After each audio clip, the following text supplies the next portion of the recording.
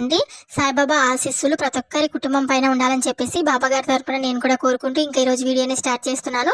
ఈరోజు వీడియోలో బాబాగారు మనతో ఏం చెప్తున్నారంటే, తల్లి నువ్వు నమ్ముకున్న బంధం ఏదైతే ఉందో ఆ బంధం దూరం అవుతుందని నువ్వు బాధపడుతున్నావు కదా, ఒక్కసారి నేను చెప్పేది విను. నేను చెప్పిన తర్వాత నీకు బాగా స్పష్టంగా అర్థమవుతుంది అని బాబాగారు మనతో చెప్తున్నారు. ఇంతకు బాబాగారు మనతో ఇస్తున్నటువంటి సందేశం ఏంటి అంటే, రుణానుబంధం కారణంగా మనం ప్రతి ఒక్కరం కలిసాం కదా, పరస్పరం సహకరించుకుంటూ ఎంతో ప్రేమగా ఉన్నామని సాయినాథుడు మనకు ఎప్పుడూ చెప్తూ ఉంటారు.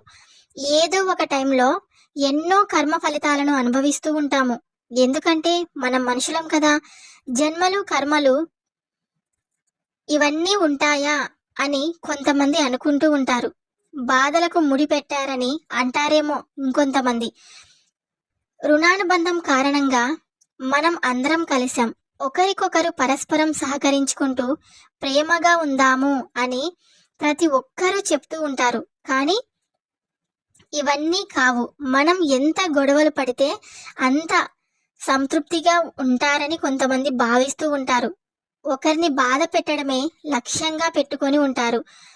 మీకు బంధాలు దూరం అయ్యాయని, మిమ్మల్ని ఎవరో పెట్టారని మీరు బాధపడకండి. కలికాలం కదా, ప్రతి ఒక్కరూ ఇప్పుడు మనల్ని బాధ పెట్టాలనే చూస్తూ ఉంటారు. అడుగడుగునా మనసు లేని మనుషులు ఉంటారు. మీరు బాధపడకండి. తల్లి తండ్రులనే వదిలించుకోవాలని ప్రయత్నిస్తున్న కాలం ఇది. నా బంధం నాకు కాకుండా దూరం అయ్యింది, నా బంధం నన్ను వదిలించుకొని వెళ్ళింది అని మీరు ఉన్నటువంటి ఈ చిన్న జీవితాన్ని దుఃఖమయం చేసుకోకండి. మీ తప్పు లేకుండా మిమ్మల్ని బాధ పెట్టినా కూడా, మిమ్మల్ని వదిలి వెళ్ళినా కూడా మీరు ఆలోచించకండి. వారికి మీ విలువ, మీ పైన ఉన్న ప్రేమ అభిమానం తెలియజేయడానికే కాలం అనేది ఒకటి ఉంటుంది కదా, ఖచ్చితంగా వారికి తెలియజేస్తుంది ఆ కాలం అనేది. అసలు ఈ జీవితం ఏంటో, ఈ బంధాలేంటో, మనము ఎవరికి దగ్గర అవుతామో, ఎవరికి దూరం అవుతున్నామో, ఇవన్నీ ఒక చిత్రమైన విషయం కదూ. అసలు మనం తెలుసుకోవాల్సినది ఒక విషయం ఉంది. అది ఏంటో తెలుసా? ఈ చరిత్రను అంటే మన భవిష్యత్తును మన వెనక నుంచి నడిపించే ఆ తండ్రి అయిన ఆ భగవంతుడు. శివుడి ఆజ్ఞ లేనిదే చీమైనా కుట్టదు అని మన పెద్దలు చెప్తూ ఉంటారు. ఆ విధంగా ఒకరికొకరు బంధాలను కానీ స్నేహాలను కానీ కలిపేది ఆ భగవంతుడే. ఆ బంధాలను తెగింపు చేసేది కూడా ఆ భగవంతుడే. మనిషి జీవితంలో ఒక వస్తువు కానీ, ఒక జంతువుని కానీ, ఒక మనిషి కానీ పూర్వ జన్మల రుణం ఉంటే తప్ప ఏవి కూడా మనందరికీ చేరవు. పూర్వ జన్మలో చేసుకున్న మన కర్మలను బట్టి, రుణాలను బట్టి ఈ జన్మలో భార్య కానీ భర్త కానీ వివాహ బంధంతో ఏకమవుతారు. బంధుబంధంతో బంధుగణాలు, మిత్రబంధంతో స్నేహ బంధాలు ఏర్పడతాయి.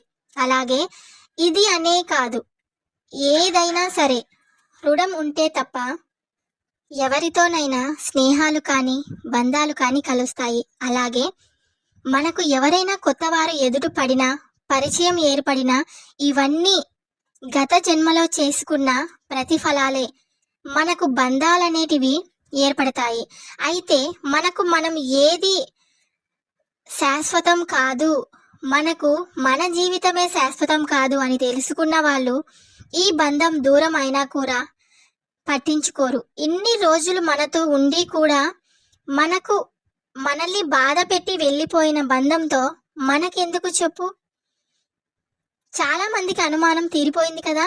గత జన్మలో మనం చేసుకున్న కర్మ ఫలాలే ఈ జన్మలో మనం అనుభవిస్తున్నటువంటి బాధకు కారణమవుతాయి.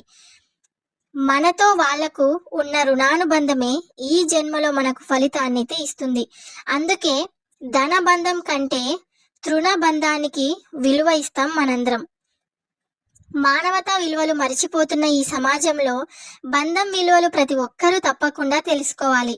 కాబట్టే రుణం లేనిదే తృణం కూడా మనకు ఉండదని మన పెద్దలు చెప్తూ ఉంటారు కదా. ఇది నిజం.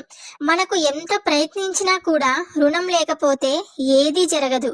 ఏ బంధం మనతో శాశ్వతంగా నిలవదు.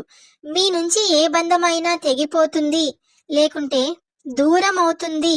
మిమ్మల్ని వదిలి వేసినా కూడా, ఆ బంధం వల్ల మీకు బాధ కలిగినా కూడా మీరు బాధపడకండి. అంతేకాదు ఎదుటి వారిని మీ మాటలతో కానీ మీ ప్రవర్తనతో కానీ బాధ పెట్టకండి.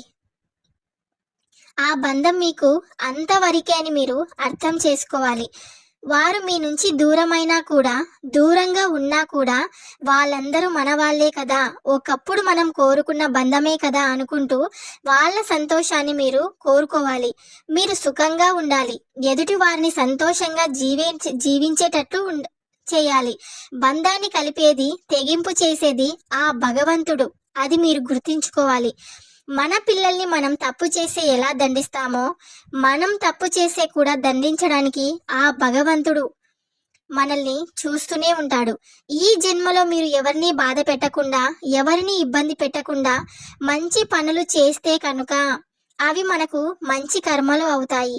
వచ్చే మీకు బాధలు లేకుండా ఉండేందుకు సహకరిస్తాడు ఆ దేవుడు. అవి మనకు మంచి కర్మలు అవుతాయన్నమాట. వచ్చే జన్మలో మీరు బాధలు లేకుండా చక్కటి జీవితాన్ని మీరు అనుభవిస్తారు. లేకుండా అంటే జన్మ లేకుండా మనకు ఇంకా మోక్షం అనేది కల్పిస్తాడు దేవుడు. మనం